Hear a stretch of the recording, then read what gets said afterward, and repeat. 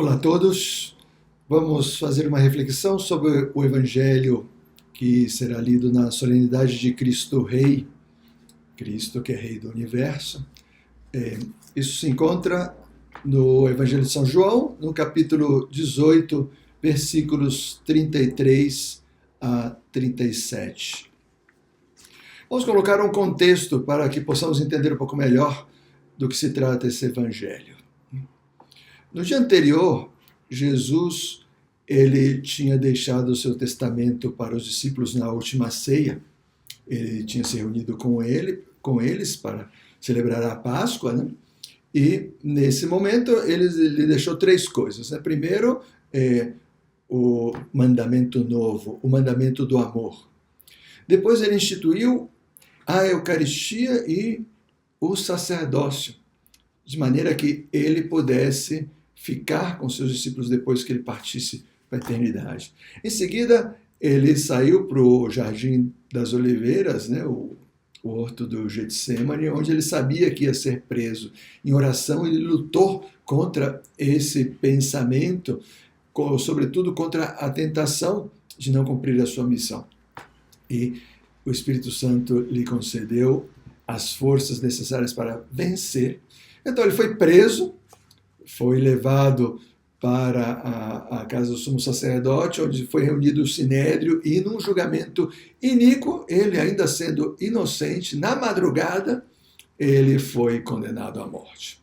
Assim foi espancado, colocaram ele nas masmorras, passou a noite toda aí nas masmorras, mas os judeus, eles precisavam de uma confirmação desse julgamento, porque eles, como eram escravos dos romanos, os romanos, eles se arvoraram o direito da pena de morte. Então, por mais que o sumo sacerdote tivesse declarado Jesus culpado, era o governador romano quem tinha que ratificar essa sentença. Então, eles tinham que ir apresentar-se diante de Pôncio Pilatos para pedir a ele, humilhando-se, né?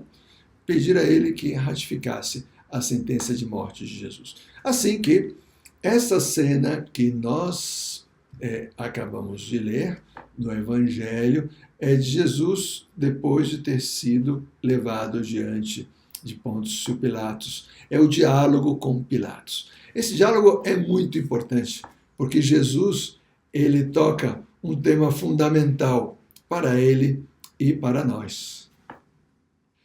Jesus vai falar sobre a natureza do seu reino e sobre a verdade. Olha que tema mais bonito e mais difícil. Mas Jesus está no pior momento da sua vida. Não é que ele esteja numa cátedra tranquilo, ou que esteja pregando no templo, ou apassivamente numa montanha com a brisa do mar, né? Ele foi espancado, não comeu nada desde a noite anterior, já vai avançado o dia, está a pressão do julgamento, ele foi humilhado diante dos seus discípulos, diante da população, diante do sinédrio e agora diante do procurador romano. Né?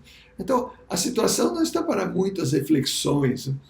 Mas Jesus, ele já venceu a tentação de não cumprir a sua missão. Então, ele vai levar isso até as últimas consequências. Então, ele vai falar livremente diante do governador. Mas Jesus, ele estando nessa situação, e tendo sido condenado, ficado sem discípulos, tendo sido espancado, humilhado, como podemos falar que Jesus é rei?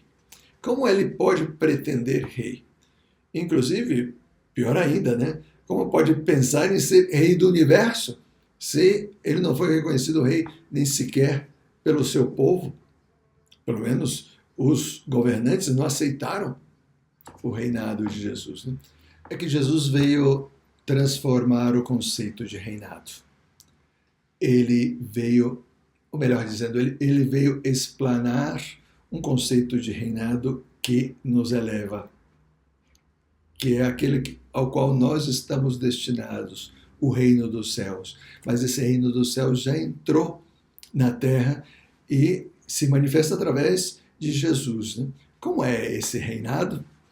Bom, no capítulo 13 de São João, quando João narra a última ceia, né, Jesus se levanta e começa a lavar os pés dos seus discípulos. Ninguém, nenhum mestre faz isso, muito menos um rei. Como você se coloca a lavar os pés dos seus discípulos? É porque Jesus veio trazer o conceito de reinado como serviço. Aquele que reina é aquele que serve. Se você quer reinar com Cristo, se você quer compreender o reino dos céus, você tem que servir aos irmãos, você tem que servir ao próximo. Em Marcos 10, no capítulo 10, versículos 41 a 45, né, quando os discípulos têm a pretensão de sentar-se à sua direita, à sua esquerda, e estão discutindo sobre quem é o maior, né, Jesus fala para eles, né, olha, aquele que quiser ser o maior, seja o menor e seja o servidor de todos. Porque o Filho do Homem não veio para ser servido, mas para servir e dar a sua vida em resgate por muitos. Então, o reinado de Jesus é um reinado de serviço. É a vivência da virtude rainha, da caridade, vivida até o extremo. E aí, depois, Jesus vai dar testemunho com a própria vida de que tipo de serviço servir, até que ponto? Até o ponto de dar a vida pelos amigos. Aquele que ama dá a vida pelos amigos. Então, o reinado de Cristo é dar a vida, porque dando a vida nos resgata. Aqui temos, né, a cruz, Jesus morrendo na cruz. Esse é o seu trono. É a cruz, o trono de redenção. Essa é a sua coroa, a coroa de espinhos, que demonstra até que ponto Jesus está disposto a se entregar por nós, a nos servir, inclusive dando a sua própria vida.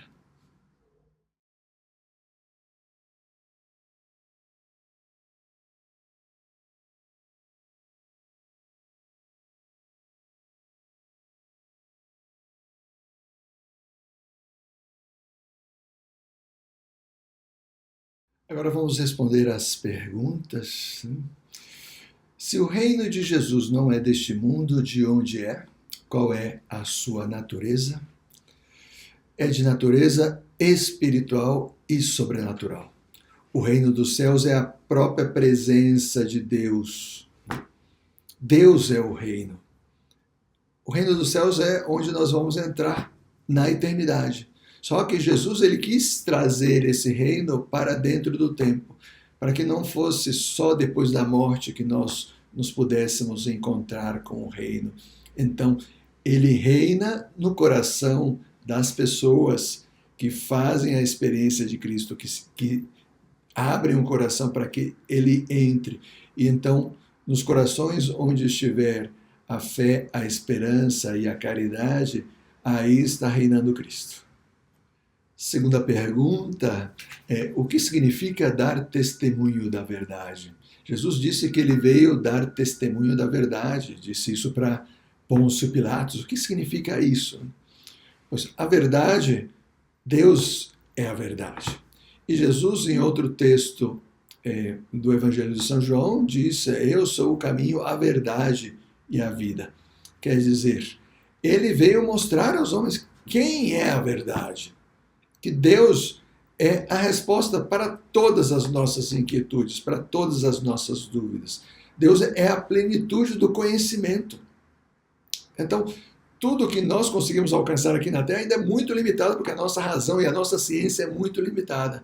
Mas Deus, ele transcende tudo isso. Então, quando Jesus disse que veio para dar testemunho da verdade, ele veio mostrar o Pai. Jesus é a verdadeira face do Pai.